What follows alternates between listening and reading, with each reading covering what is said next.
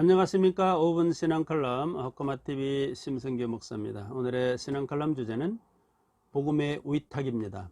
먼저 관련된 성경 구절 한 구절을 읽어드리겠습니다. 데살로니가전서 2장 4절 말씀입니다. 오직 하나님께 옳게 여기심을 입어 복음을 위탁받았으니 우리가 이와 같이 말함은 사람을 기쁘게 함이 아니요 오직 마음을 감찰하시는 하나님을 기쁘게 하려 하심이니. 아멘. 하나님께서는 누구에게 하나님의 복음을 위탁하시는가? 당연히 하나님께서 택하시고 부르신 자들에게 복음을 위탁하십니다. 복음을 위탁받은 자들은 당연히 하나님께서 주신 말씀을 선포합니다. 그러나 복음을 위탁받지 못한 자들은 하나님의 말씀을 받지 못했기 때문에 선포하면 안 됩니다. 그런데도 선포하는 것은 불법입니다. 그런데 그 불법이 예나 지금이나 여전히 일어나고 있다는 사실입니다.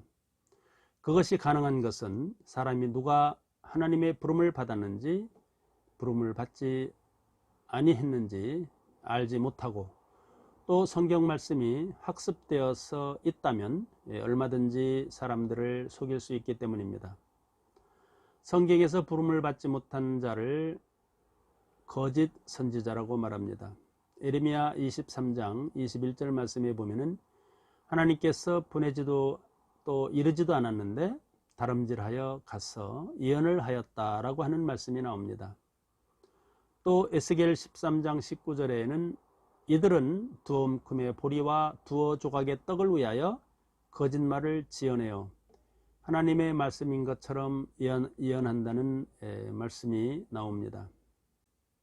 또 같은 에레미야 13장 3절 말씀에도 하나님의 말씀을 본 것 없이 자기의 심령을 따라 예언하느니라 라고 하는 말씀이 나옵니다. 예수님께서도 이들을 삭군이라 했습니다. 요한복음 10장 12절 말씀에 삭군은 사명 없이 오로지 먹고 살기 위해 일하는 사람들이기에 봉급을 챙기고 자기를 따르는 사람들에게 존경받고 대접받으면 그것으로 좋은 것입니다. 하나님의 심판 정도는 두렵지가 않습니다. 왜냐하면 어차피 믿고 시작한 것이 아니기 때문입니다. 문제는 거짓 선지자와 달리 하나님의 백성들이 이들의 거짓 예언을 좋아하고 저들이 다스리는 권력을 좋아해서 잘 따른다는 것입니다. 이 말씀이 에레미야 5장 31절에 이미 나와 있습니다. 하나님께서는 이들을 보시며 너희가 마지막 때에 어쩌려고 그러느냐라고 한탄하셨습니다.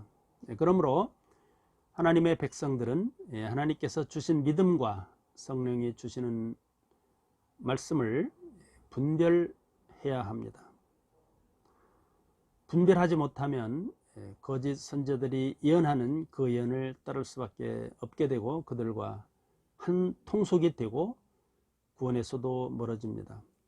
하나님께서 보낸 자들은 하나님께서 성령을 한량없이 부어주셔서 하나님의 말씀을 전한다고 요한복음 3장 34절의 말씀을 주시고 있습니다. 이것 역시 분별해야 합니다.